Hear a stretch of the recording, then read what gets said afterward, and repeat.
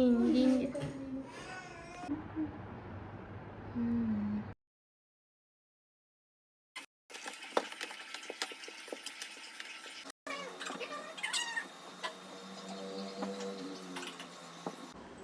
Hi guys, welcome to my YouTube channel. അപ്പോൾ thumbnail കണ്ട പോലെ തന്നെ ഒരു ആശുപത്രി വാസത്തിന് ശേഷം ഒരു നോർമൽ ലൈഫിലേക്ക് തിരിച്ച് പോകുന്ന ഒരു പ്രോസസ്സ്, അപ്പോൾ അതൊക്കെ അടങ്ങിയിരിക്കുന്ന ഒരു വീഡിയോ ആണ് കേട്ടോ ഇതെന്ന് പറയുന്നത്.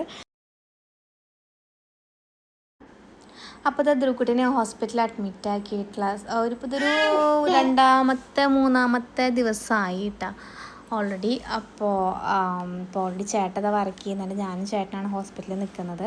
അപ്പോൾ നമുക്ക് ആദ്യം വാടക കിട്ടിയത് പിന്നെയാണ് കേട്ടോ, പിറ്റേ ദിവസം നമുക്ക് റൂം കിട്ടിയത്. ഛർദ്ദിച്ചിട്ട് പിന്നെ ഭക്ഷണമൊന്നും കഴിക്കാണ്ടായിട്ടാണ്, അപ്പോൾ അങ്ങനെ അവളെ കൊണ്ടുവന്നതാണ്. അപ്പോൾ നമ്മൾ ഓൾറെഡി 2 ദിവസമായിട്ടാണ്, ചെറിയ വാശിൻ്റെ ഇടയ്ക്ക് ഉണ്ട്, നോക്കാം. കരച്ചിൽ കേൾക്കാണ്ടാവില്ല. അപ്പോൾ അതിൻ്റെ ഇടയിൽ എനിക്ക് ചെറിയൊരു ത്രോട്ട് പെയിൻ തോന്നിയിട്ടോ. അപ്പോൾ ധ്രുക്കുട്ടിക്ക് ഓൾറെഡി ENT കാണിക്കണമായിരുന്നു. അപ്പോൾ ഞാൻ ഒട്ടും വൈകാണ്ട് തന്നെ കാണിച്ചു കേട്ടോ. അപ്പോൾ മരുന്ന് വെച്ചാൽ വേഗം തന്നെ എൻ്റെ മാറി. അപ്പോൾ അച്ഛനും മോളും കൂടിയിട്ട് മാതളനാരങ്ങയൊക്കെ തിന്നണമൊന്നുമില്ല, അച്ഛൻ തന്നെ കഴിക്കുന്നുള്ളൂ, അവൾ വെറുതെ തൊലി കളയുന്നുള്ളൂ കേട്ടോ അതിൻ്റെ. അപ്പോൾ ഒരു 3-ാമത്തെ ദിവസമൊക്കെ ആയപ്പോഴേക്കും ആളൊന്ന് നടന്നൊക്കെ തുടങ്ങി. അതുവരെ ഭക്ഷണം കഴിക്കാണ്ട് ഭയങ്കര ക്ഷീണമായിരുന്നു കേട്ടോ. പിന്നെ ഈ മെയിനായിട്ട് ഈ കയ്യിൽ ക്യാനിൽ വെച്ചിട്ട് ഉറങ്ങാനും ഭയങ്കര പ്രയാസമായിരുന്നു, ഉറങ്ങാൻ സമ്മതിച്ചായിരുന്നില്ല കേട്ടോ. അപ്പോൾ ഞാൻ ഓരോന്ന് പേടിപ്പിച്ചിട്ട് ഉറങ്ങാൻ പറയാം കേട്ടോ. ഡോക്ടർമാർ വരും, സിസ്റ്റർമാർ തന്നെ പറഞ്ഞപ്പോൾ കള്ളർക്ക് ഉറങ്ങാൻ കേട്ടോ.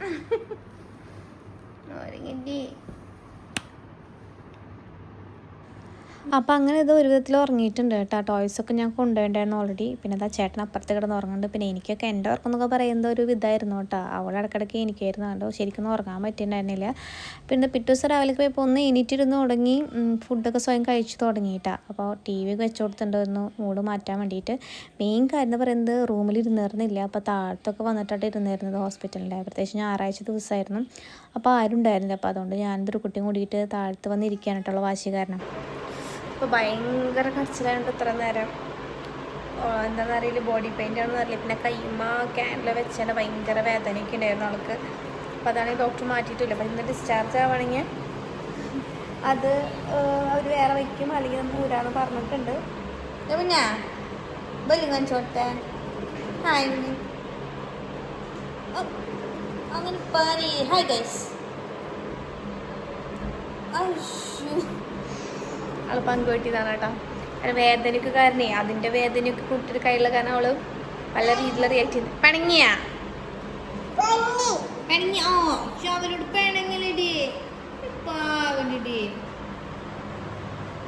പിണങ്ങി പോയതാണ് കേട്ടോ. നിങ്ങളുടെ അടുത്ത് പിണങ്ങി കല്ലെടുത്ത് എറിയണ്ട അവിടെ.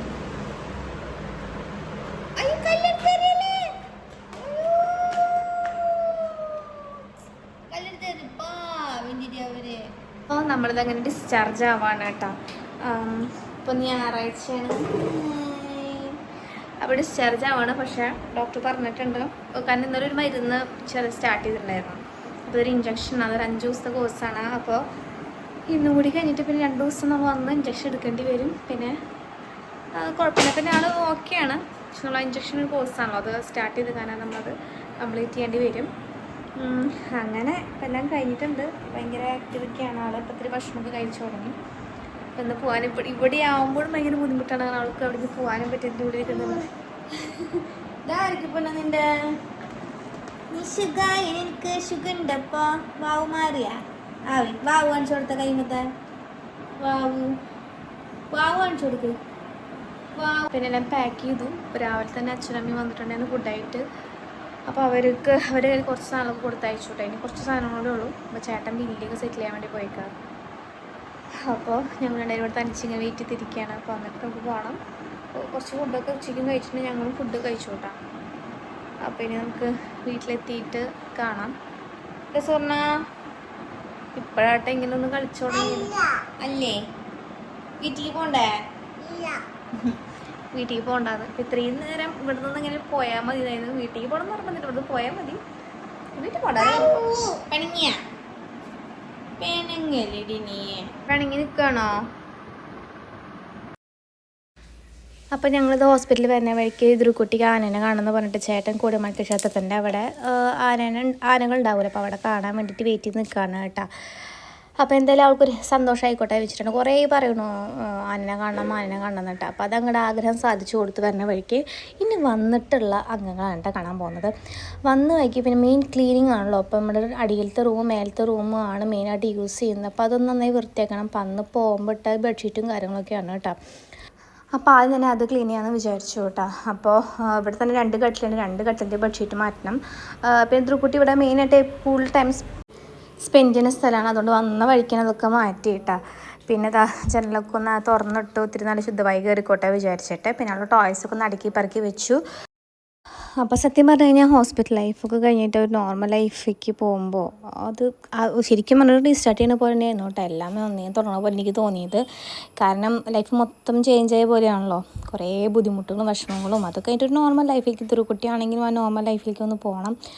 പിന്നെ നമ്മുടെ സാധനങ്ങളൊക്കെ കുറേ സാധനങ്ങൾ ഹോസ്പിറ്റലിൽ കൊണ്ടുപോയതൊക്കെ ഞാൻ ഡ്രസ്സുകളൊക്കെ ആദ്യം തന്നെ വാഷിംഗ് മെഷീനിലിട്ട് കുറേ ഇളക്കി. അപ്പോൾ ഡ്രസ്സുകൾ കുറേ ഉണ്ടായിരുന്നു, പല തവണകളായിട്ടാണ് കേട്ടോ ഞാൻ കഴുകിയത്. പിന്നെ മഴ മെയിനൊരു വില്ലനാണല്ലോ. ഡ്രസ്സ് ഉണങ്ങി കിട്ടാൻ കുറച്ച് ബുദ്ധിമുട്ടാണ്.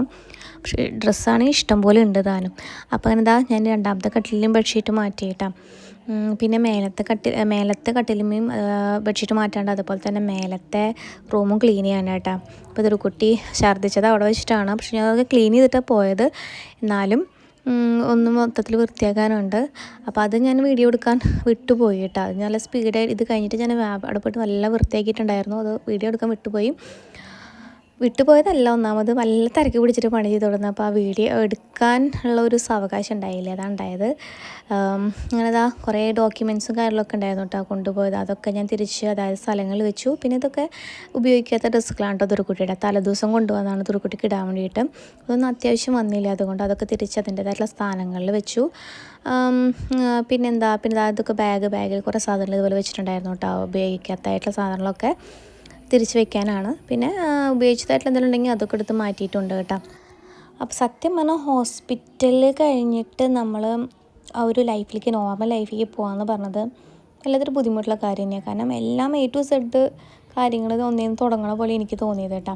അപ്പോൾ അതിൻ്റെ ഇടയിൽ ദുർക്കുട്ടി ഇവിടെ വായിക്കുകയും കാര്യങ്ങളൊക്കെ ചെയ്യുന്നുണ്ട്. ദുർക്കുട്ടി ഓൾറെഡി കുറച്ച് സ്ലിമ്മാണ്.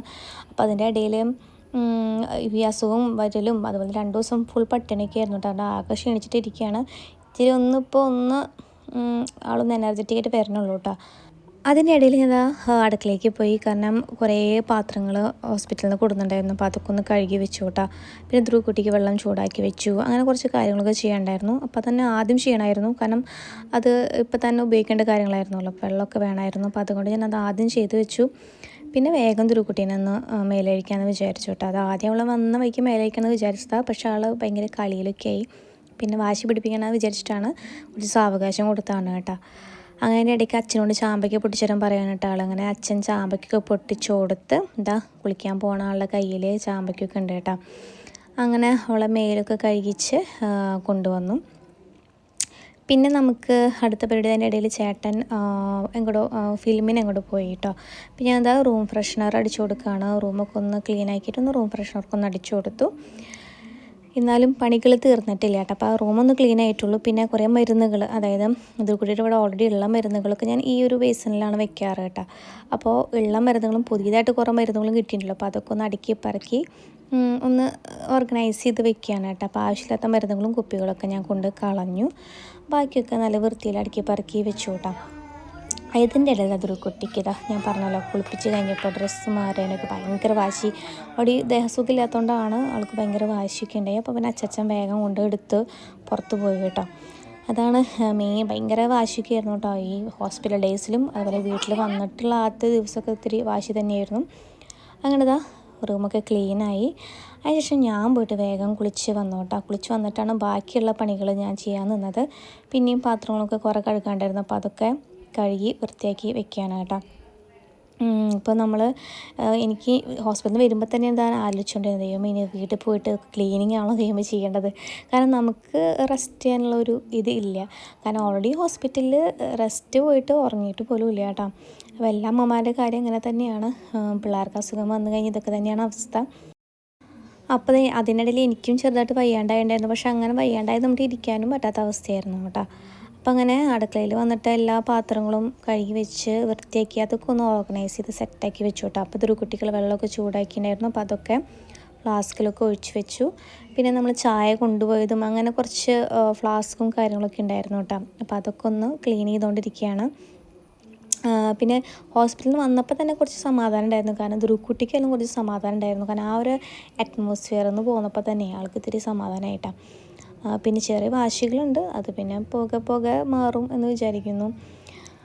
അപ്പം അങ്ങനെയെല്ലാം സെറ്റാക്കി വെച്ചത് അവിടെ ക്ലീൻ ചെയ്തിട്ട് പിന്നെ ഇനി പരിപാടികളെന്ന് പറയുന്നത് പിന്നെ ഞാൻ കുളിച്ച ശേഷമാണ് കേട്ടോ ഞാൻ മേലെ പോയിട്ട് റൂമൊക്കെ ക്ലീൻ ചെയ്തത്. കാരണം നമ്മൾ ഹോസ്പിറ്റലിൽ വന്ന ഡ്രസ്സിട്ട് കുറേ നേരം നിൽക്കണ്ടെന്ന് വിചാരിച്ചു. വന്ന വൈക്ക് തന്നെ കുളിക്കാമെന്ന് വിചാരിച്ചത്. പക്ഷേ നമ്മൾ ക്ലീനിങ് കഴിയുമ്പോൾ തന്നെ ഏകദേശം ഉഷയും. അപ്പോൾ പിന്നെ അത് വേണ്ട വെച്ചിട്ടാണ് കേട്ടോ. അപ്പോൾ അങ്ങനെ കുപ്പി കഴുകിക്കൊണ്ടിരിക്കുകയാണ്. ഈ കുപ്പി എന്തോ ചായ കൊണ്ടുപോയ കുപ്പി എന്തോ ആണ്.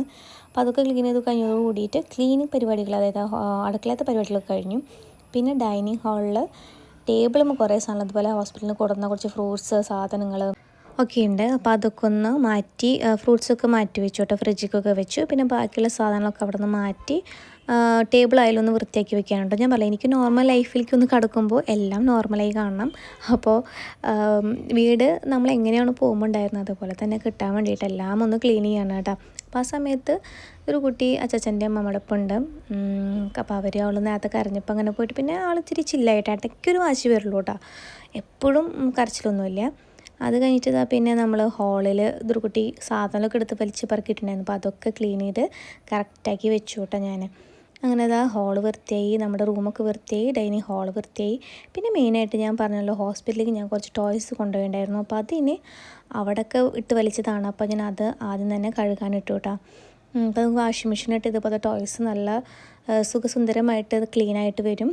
പിന്നെ ഉണങ്ങി കിട്ടാൻ വലിയ ബുദ്ധിമുട്ടുണ്ടാവില്ല കേട്ടോ.